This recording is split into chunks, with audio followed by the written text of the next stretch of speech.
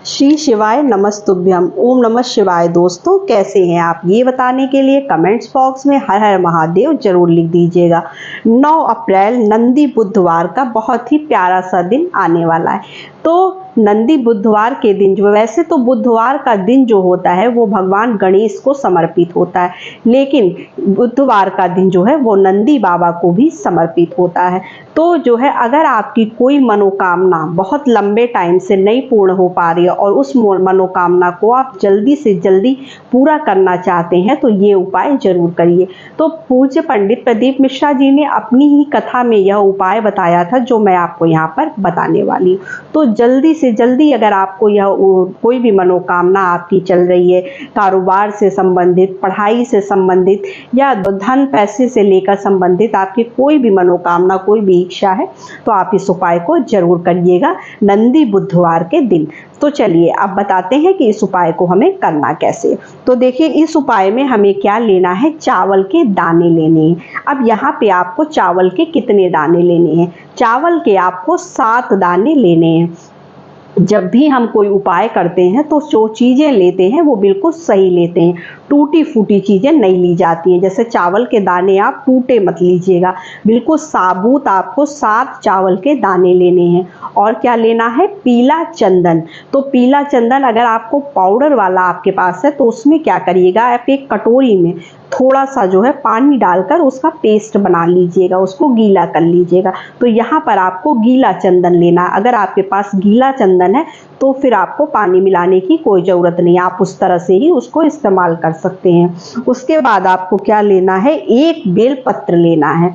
उसके बाद हमें क्या करना है, जो हमने पीला चंदन और एक बेलपत्र लेनी है, आपको यहाँ पर एक बेलपत्र लेना है। ध्यान से सुनिए आपको क्या क्या सामग्री लेनी है। देखिए, आपको पीला चंदन लेना है गीला, 7 दाने चावल के लेने हैं, एक बेलपत्री लेनी है, 1 लोटा जल लेना है शुद्ध। जब हम कोई भी मनोकामना पूर्ति के लिए जो है कोई उपाय करते हैं तो उसमें हम गंगा जल जरूर मिलाते हैं। तो तांबे के लोटे में आप साफ जल के साथ गंगा जल जरूर मिला लीजिएगा। उसके बाद इसको लेकर हमें कहाँ पहुँचना है? महादेव के मंदिर में। महादेव के मंदिर में हम पहुँचकर जो हम चंदन लिए हैं तो उस बेलपत्री के ऊपर उसको हम पहले लेपन कर देंगे बीच की पत्ती पर। उसके बाद जो हम 7 चावल के दाने लिए हैं उसे इस तरह से हम लाइन से चिपका देंगे। लाइन से आपको वो 7 के 7 दाने जो है बीच की बेलपत्ती पर चिपका देना है।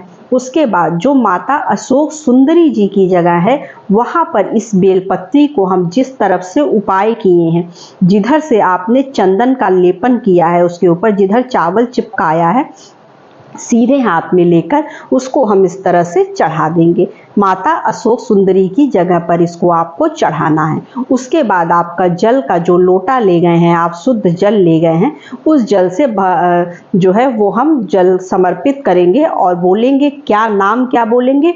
चंदेश्वर महादेव का नाम बोलते हुए इस जल को आपको माता अशोक सुंदरी और भोलेनाथ को समर्पित करना है।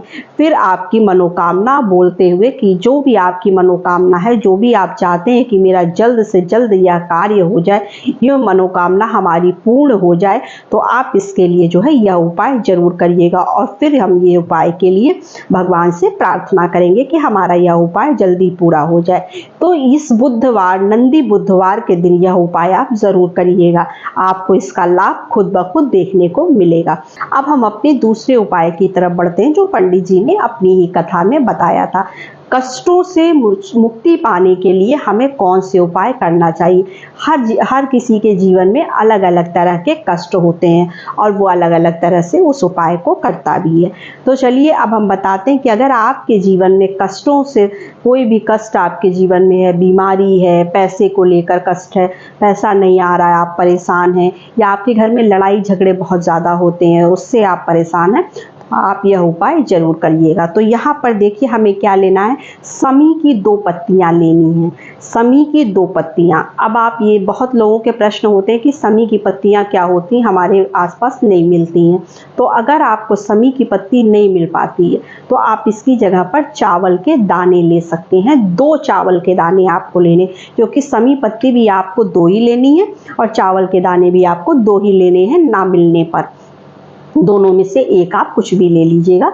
और एक चुटकी आपको क्या लेना है, मूंग। आपको मूंग कौन सा लेना है, खड़ा मूंग। मूंग की दाल नहीं लेनी है, टूटा फूटा दाल नहीं लेना है, खड़ा मूंग एक चुटकी लेना है। और 1 लोटा आपको शुद्ध जल लेना है। शुद्ध जल मतलब अगर हम कोई भी उपाय करते हैं तो उसमें गंगा जल जरूर मिलाते हैं। तो गंगा जल मिलाकर इसको लेकर आपको कहाँ पहुँचना है, महादेव के मंदिर में। अब वहाँ पहुँचकर हमें इस उपाय को करना है। तो इस उपाय को करने के लिए शिवलिंग पर जो माता का हस्त कमल जहाँ पर होता है वहाँ पर थोड़ी सी जगह खाली होती है। तो पहली जो समी पत्ती होगी या चावल का दाना हम पहले वहाँ पर चढ़ाएंगे अपने कष्टों के निवारण के लिए बोलते हुए। उसके बाद जो दूसरा दाना होगा वो हम भोलेनाथ की शिवलिंग पर चढ़ाएंगे।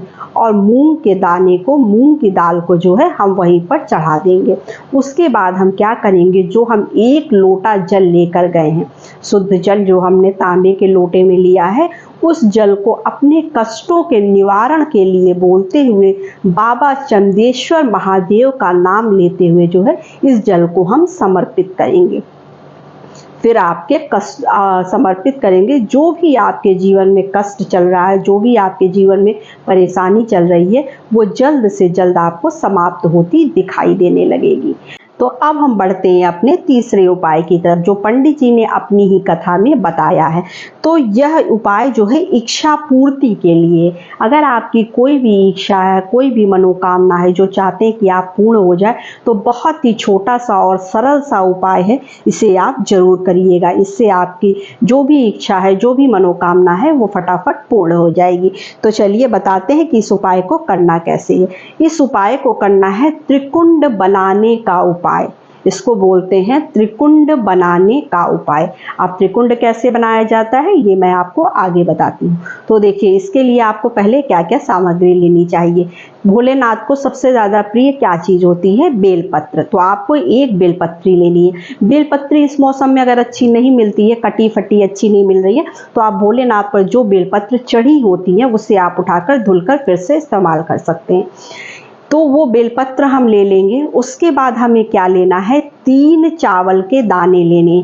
चावल के दाने 3 लेने हैं, लेकिन टूटे हुए नहीं, बिल्कुल साबुत दाने हमें लेने हैं।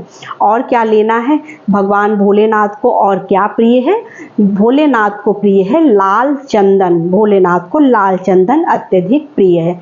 अब हमें इस उपाय को करने के लिए करना क्या है, अब हमें त्रिकुंड बनाना। अब त्रिकुंड हम कैसे बनाएंगे, तो देखिए, जो हम बेलपत्र लिए हैं और 1 लोटा आपको शुद्ध जल लेना है गंगा जल मिलाकर। उसके बाद जो है हमें पहुंचना है भोलेनाथ के मंदिर में। तो पहले हम क्या करेंगे, जो है श्री शिवाय नमस्तुभ्यम बोलते हुए भोलेनाथ को 1 लोटा जल समर्पित कर देंगे। उसके बाद हमें क्या करना है, अब उपाय करना है। तो हम क्या करेंगे, बेलपत्र का जो सीधा वाला हिस्सा होता है, जो चिकना वाला हिस्सा होता है, उस पर क्या करेंगे, जो लाल चंदन आप लेकर गए हैं उस लाल चंदन को इस तरह से लंबे में हमें टीका लगाना है। इस तरह से टीका लगाना है। उसके बाद हमें त्रिकुंड कैसे बनाना है, बस वही 3 चावल जो आप दाने लेकर गए हैं, वो तीनों दानों को ऊपर नीचे इस तरह से 3 जगह आपको त्रिकुंड की तरह इस तरह से चिपका देना है। और फिर जो है इसे हमें भोलेनाथ की शिवलिंग पर अपनी इच्छा पूर्ति के लिए बोलते हुए समर्पित कर देना है। यह बहुत ही चमत्कारी उपाय है। पंडित जी ने अपनी कथा में बताया कि इस उपाय को जो भी करता है उसकी इच्छा जरूर ही पूर्ण होती है। तो बस यही छोटी सी वीडियो थी, छोटी सी जानकारी थी। वीडियो अच्छी लगे तो चैनल को लाइक सब्सक्राइब ज़रूर करिएगा। और हमारी आवाज़ अगर आप पहली बार सुन रहे हैं तो चैनल को सब्सक्राइब करना बिल्कुल ना भूलिए। तो नमस्ते फ्रेंड्स, ओम नमः शिवाय, हर हर महादेव।